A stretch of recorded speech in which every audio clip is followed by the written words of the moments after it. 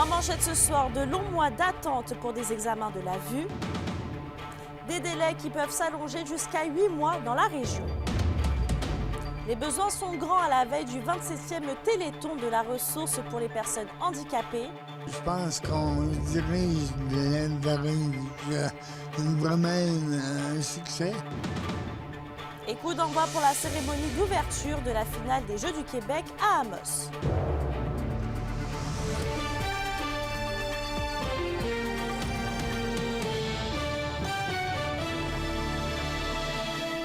Bonsoir et bienvenue parmi nous. Vous avez peut-être récemment tenté de prendre un rendez-vous dans un centre d'optométrie pour ensuite réaliser qu'il y a de longs délais d'attente. Eh bien, notre journaliste Kémilia Laliberté a fait le point avec des centres de soins oculaires de la région.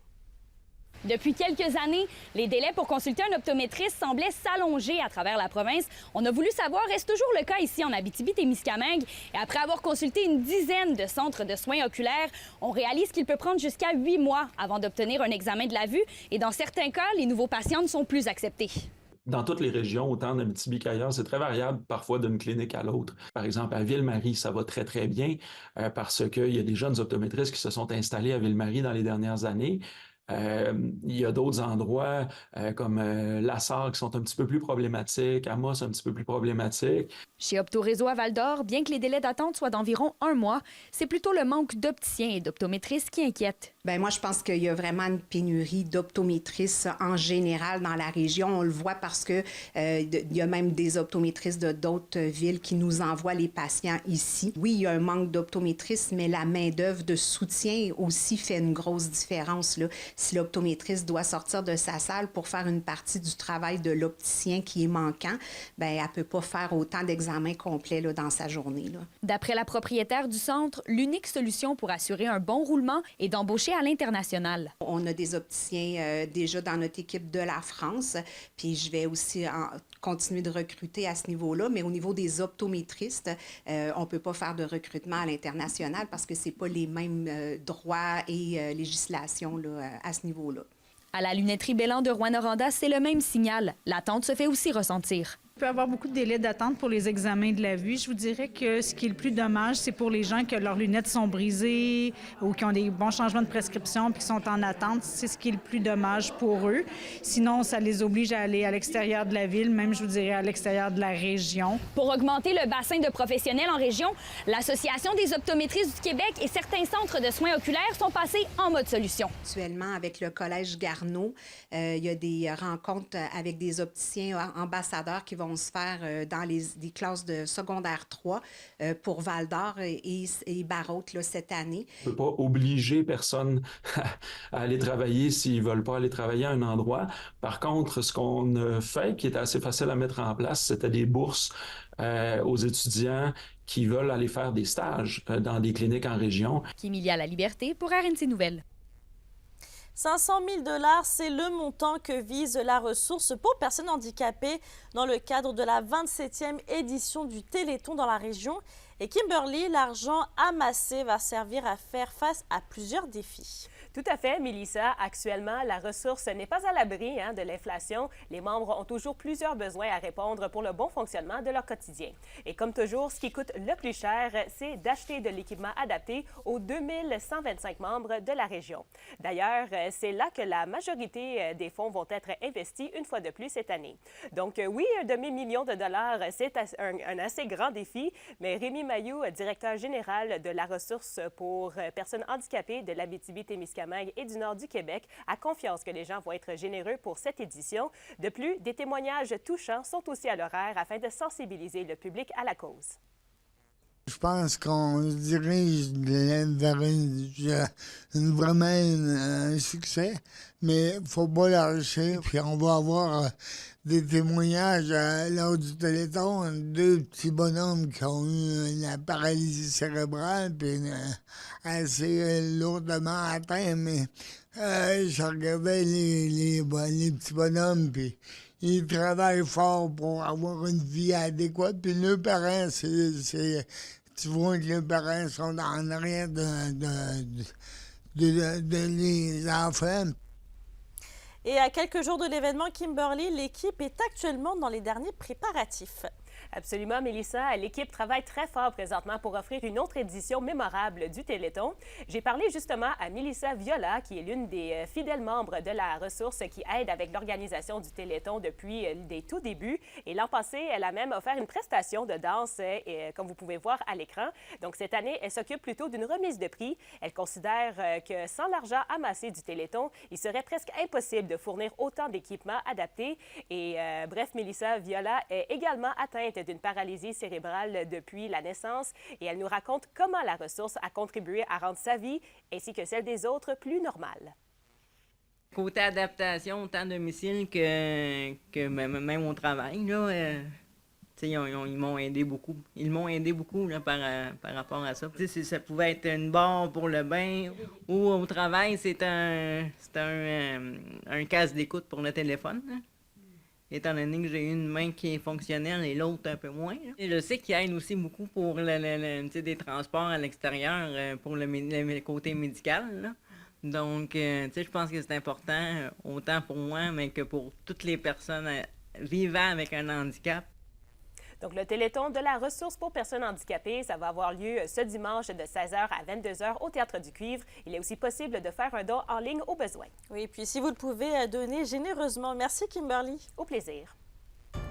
Vos réponses à la question du jour TVA, une présentation de la clinique infirmière Nord-Ouest partout dans la région. Notre équipe peut vous recevoir pour un bilan de santé, une infection, le suivi de maladies chroniques et bien plus. Contactez-nous pour plus d'informations ou visitez notre site Web. Et à la question du jour, on vous demandait, comptez-vous encourager le 27e Téléthon de la ressource pour personnes handicapées? Vous avez répondu oui à 66%. Les activités de rattrapage pour les élèves dans le besoin et ayant manqué des jours d'école en raison de la grève débutent ce lundi. Et à Rouyn-Noranda, un nombre suffisant d'enseignants ont levé leurs mains. André Audet. On est prêt à accueillir, à débuter le plan de rattrapage dès la semaine prochaine. Le Centre de service scolaire de Rouyn-Noranda est arrivé à mobiliser 81 enseignants pour le plan de rattrapage destiné aux élèves, soit 65 au primaire et 26 au secondaire.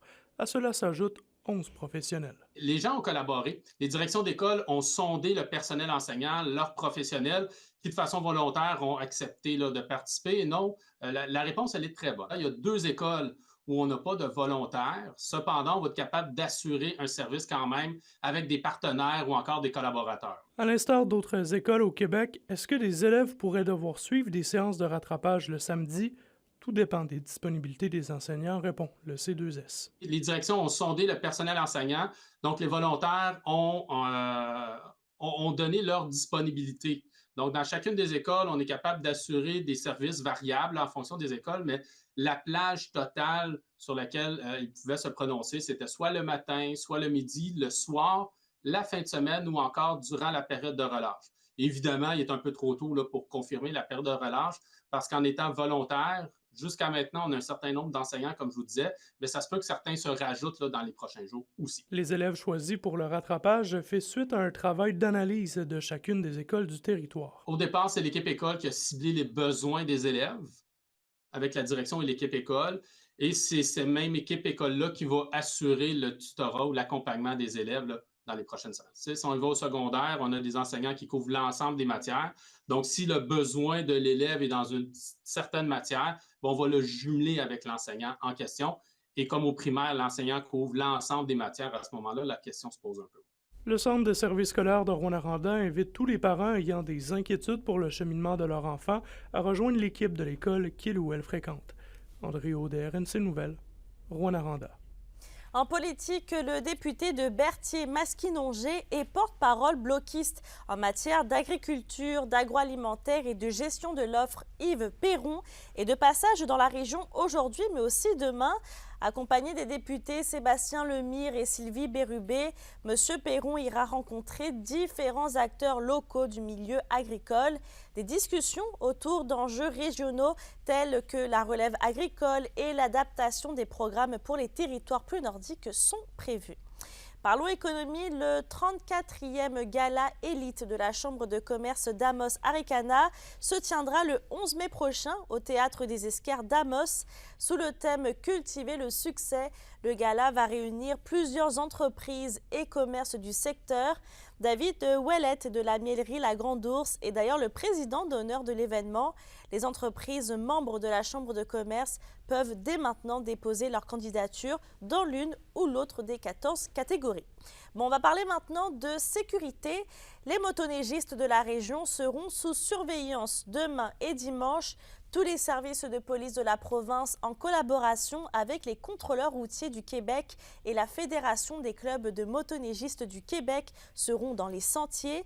Cette action se fait dans le cadre de la 2e édition d'une opération nationale concertée qui cible les motoneigistes ayant un comportement pouvant compromettre leur sécurité et celle des autres usagers. Et on termine ce premier bloc d'informations avec les marchés intérieurs à Val-d'Or qui commencent ce dimanche.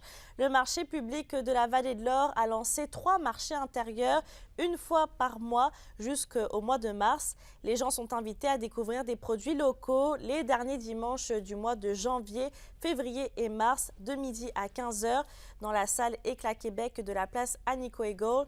13 kiosques d'aliments frais, congelés ou transformés ainsi que des œuvres artisanes seront sur place. Évidemment, les images que vous voyez à l'écran ne sont pas pour ce texte-là. L'indice boursier minier au TVA Nouvelle 18h est une présentation de GFM Groupe Financier. Dirigeants d'entreprises et particuliers, fiez-vous aux experts de GFM pour vos placements, assurances de personnes et assurances collectives. Car pour vous, ils vont au-delà de la finance. Hey, voici Dali et Eric, on va vous présenter notre spectacle dans quelques instants. Restez là.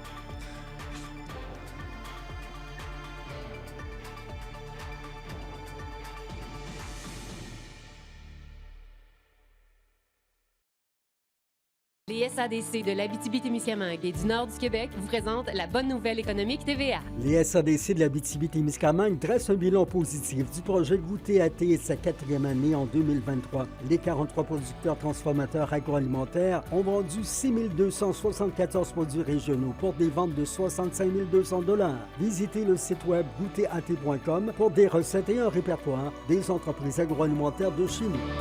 Les SADC, partenaires de l'économie de la région.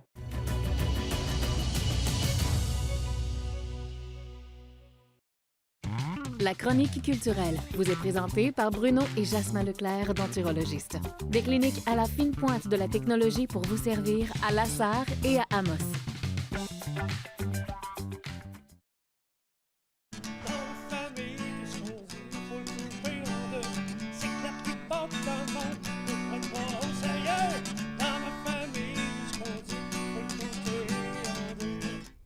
Stéphanie, c'est ce dimanche que prend place le 27e Téléthon de la ressource pour les personnes handicapées de l'Abitibi-Témiscamingue et du nord du Québec.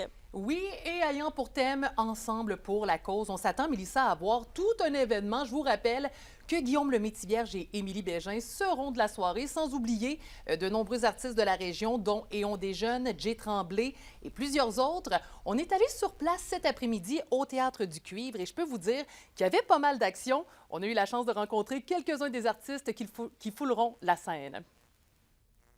Je pense que les gens sont ralliés à cette cause-là vraiment de façon avec le cœur. Avec le cœur, tu sais. On se faisait poser la question, ouais, mais avec la récession, tout ça, puis la vie qui coûte cher, mais ben, ça appelle encore plus de gens. Tu sais, on dit souvent, je fais la différence parce qu'aujourd'hui, on est correct physiquement, mais demain, on peut tomber handicapé. Tu sais, on ne vient pas tout le temps au monde handicapé. Là. Ça peut, je connais j'ai de la parenté, des cousins, un accident de moto, un accident d'auto, puis la vie bascule, tu deviens dépendant des autres. Puis la ressource est là justement pour pallier où les hôpitaux, les gouvernements arrêtent, bien, eux continuent pour donner une vie qui a quand même une certaine qualité pour ces gens-là, puis leur donner l'espoir qu'il y a une vie après aussi. Avant, c'était moi qui faisais une chanson. Puis là, cette année, non, c'est la petite relève qui on a décidé que la petite relève, elle suivait pour faire une petite chanson, puis elle a accepté. Je suis un peu nerveuse, mais ça va bien aller. Est-ce qu'on a un papa fier? Oui. Pas nerveux, mais je sais que ça va bien aller, mais du stress, c'est toujours du bon stress, hein? Moi, je vois ça comme si c'était leur party de Noël à eux, les gens qui sont ici. Puis quand que tu réussis à venir les chercher, s'ils sont heureux, moi, je suis heureux. C'est exactement comme ça que je le vois. Et Stéphanie, Dominique Lafontaine est nommée artiste de l'année en Abitibi-Témiscamingue. Oui, on en parlait hier de la fameuse cérémonie organisée par le Conseil de la culture à l'Agora des arts de Rouyn-Noranda. Eh bien, Dominique Lafontaine a reçu le prix Calque. En plus d'une bourse de 10 000 $, son travail synthétise sa connaissance de l'histoire de l'art autochtone avec de nouveaux médias. On était très, très fiers de lui remettre ce prix. Tout le monde reconnaît le talent immense de Dominique qui est très aussi polyvalent là, dans ce qu'il fait. Et puis, tu sais, je pense que tout le monde était extrêmement heureux pour lui puis reconnaissait que c'était tout à fait mérité. Puis Dominique est une personne, je trouve, tellement humble, tu sais, qu'en recevant son prix, il a remercié les travailleurs de l'ombre, les techniciens, tu sais, il a comme tout remis l'hommage sur eux. Donc, c'était très touchant. Ça a été un très bel événement. On a beaucoup aimé ça. On s'est gâtés. Tu sais, c'est important, des événements comme ça, pour prendre le temps de reconnaître l'excellence du travail de nos artistes. Et pour terminer, la programmation complète de la fête d'hiver de Rouyn-Noranda est maintenant connue. C'est aujourd'hui que le Sentier illuminé TVA est ouvert à tous pour une balade en forêt enchanteresse et mémorable. Il va rester en place jusqu'à la fin de l'hiver pour les intéressés. Question d'en profiter. Les Titans de Témiscamingue sont à vendre. C'est ce qu'annonce Pascal Labranche, l'actuel propriétaire et président de l'équipe sur ses réseaux sociaux. On explique les raisons dans un instant.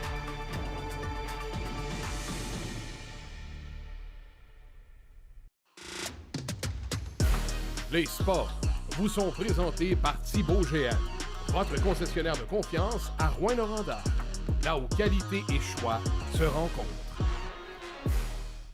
C'est ce soir que s'ouvre la 39e finale régionale centralisée des Jeux du Québec en Abitibi-Témiscamingue. Et à quelques minutes de la cérémonie d'ouverture, on rejoint nos journalistes Alexandre Cabana et Johan Carrière qui sont sur place. Et messieurs, on peut dire que l'esprit des Jeux se fait ressentir à Amos.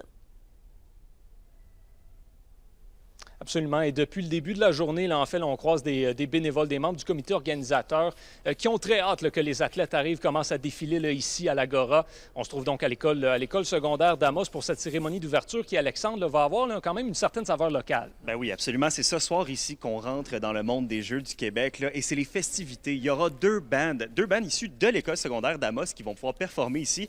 Et je vous rappelle, là, Yoman, les Jeux ont commencé officiellement la semaine dernière. C'était les compétitions de ski qui avaient lieu du côté de Barrault au Mont-Vidéo.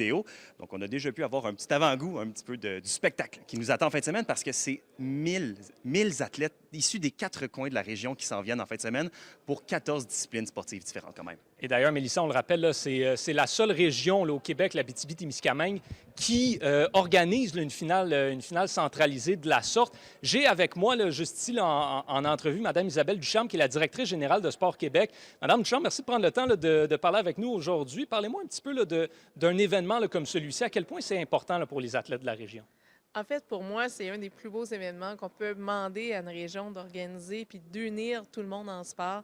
C'est formidable de voir autant des athlètes, des officiels, des entraîneurs. Ça devient une force où on parle de sport pendant plusieurs jours, où que les gens sont concentrés au même endroit, puis vous vous promenez à travers l'Abitibi au complet depuis 39 ans. Pour moi, c'est impressionnant. Charles, merci énormément d'avoir pris le temps. Bon jeu, bonne finale régionale. Et pour ce qui est du reste de la fin de semaine, donc, bien, on tombe en mode compétition dès demain, toute la journée, dimanche également.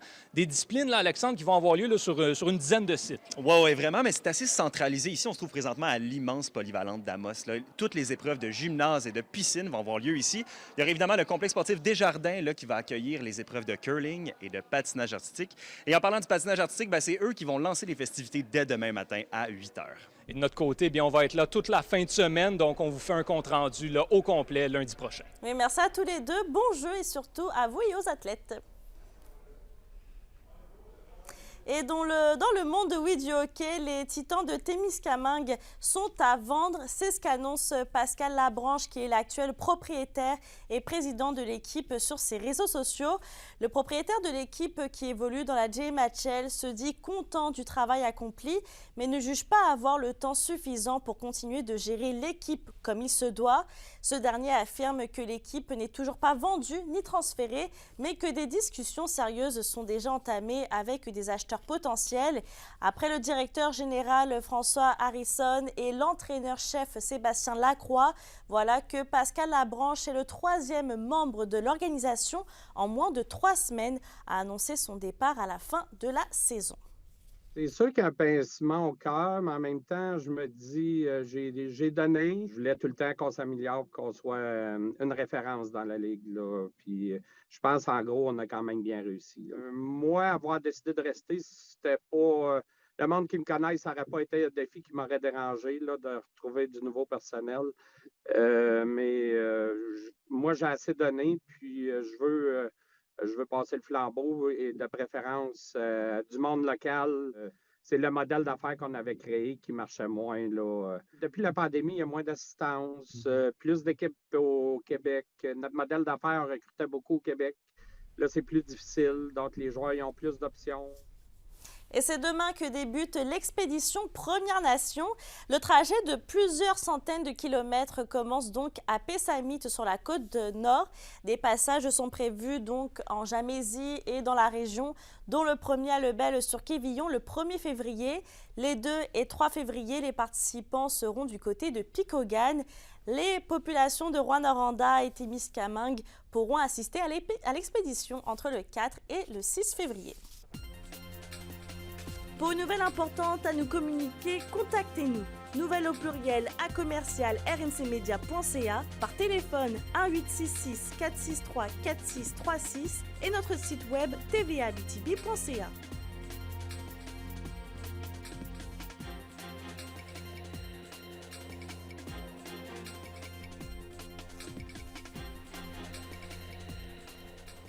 La météo. Une présentation de Nicole Auto de la Sarre, la capitale du pick-up. Vous y trouverez toujours le meilleur choix, toujours le meilleur prix. À la météo, Stéphanie, la fin de semaine s'annonce sous les nuages. Oui, et ce, Mélissa, à partir de ce soir, pour l'ensemble du territoire, on a quand même en Abitibi un risque de bruine verglaçante en fin de nuit. Minimum de -7. Au Témiscamingue, on a minimum de -5 degrés.